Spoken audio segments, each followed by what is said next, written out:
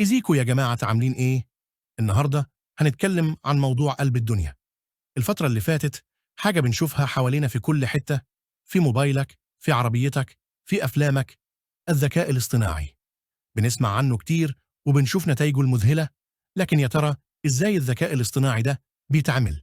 إيه السر اللي ورا إنه بيفهم كلامنا ويحلل صور ويعمل حاجات مكان الإنسان؟ ده بالظبط اللي هنعرفه سوا النهاردة بطريقة بسيطة وسهلة. تخيل معايا الذكاء الاصطناعي ده مش حاجة سحرية، هو ببساطة برامج كمبيوتر معقدة جدا، بس عندها قدرة تتعلم وتفكر وتحل مشاكل زي البني آدم تقريبا.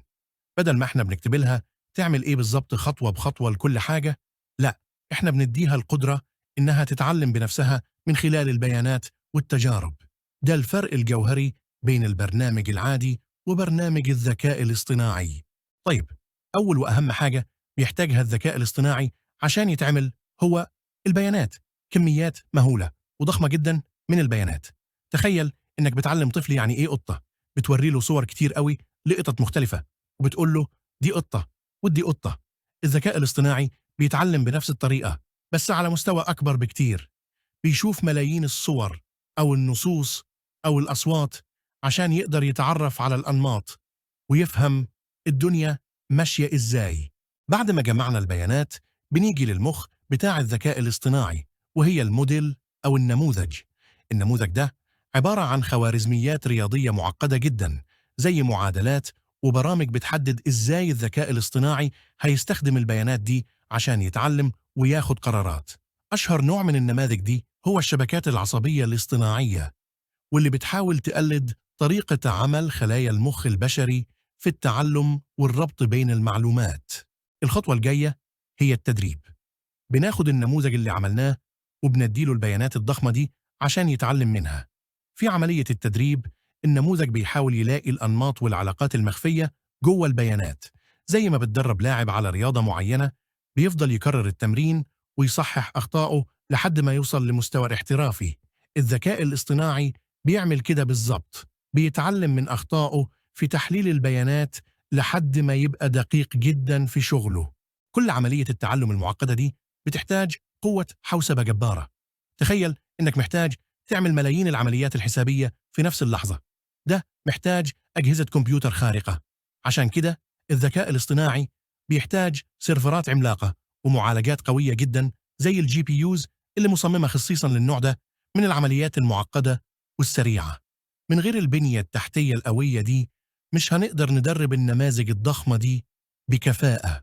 البيانات والأجهزة لوحدها مش كفاية، الذكاء الاصطناعي بيحتاج عقول بشرية ذكية جدا عشان تبنيه وتشغله.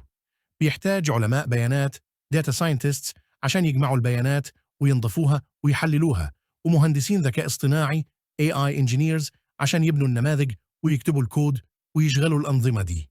فريق من الخبراء دول هو العقل المدبر اللي بيصمم العملية كلها وبيخليها تشتغل. وبيحتاج كمان وقت ومجهود كبير. بناء وتدريب نماذج الذكاء الاصطناعي مش بيحصل بين يوم وليلة، ممكن ياخد شهور أو حتى سنين من الشغل المستمر. محتاج تجارب كتير، تصحيح أخطاء، إعادة تدريب، وتحسين مستمر للأداء. هي عملية تكرارية مبنية على التجربة والخطأ لحد ما نوصل لأفضل نتيجة ممكنة، مش زرار بندوس عليه. الذكاء الاصطناعي بيشتغل لوحده لما كل المكونات دي تتجمع صح: البيانات الضخمة، النماذج القوية، قوة الحوسبة، والخبراء اللي شغالين. بنوصل للنتائج اللي بنشوفها حوالينا. بنشوف عربيات بتسوق نفسها، أنظمة بتشخص أمراض بدقة، مساعدين صوتيين بيفهمونا وبنتكلم معاهم عادي، وحتى برامج بتعمل فن وموسيقى. كل دي تطبيقات للذكاء الاصطناعي اللي تبنى بالطريقة اللي شرحناها دي. فزي ما شفنا، الذكاء الاصطناعي رحلة معقدة ومثيرة، بتبدأ من البيانات وبتمر ببناء نماذج قوية وتدريبها على أجهزة خارقة بواسطة عقول بشرية.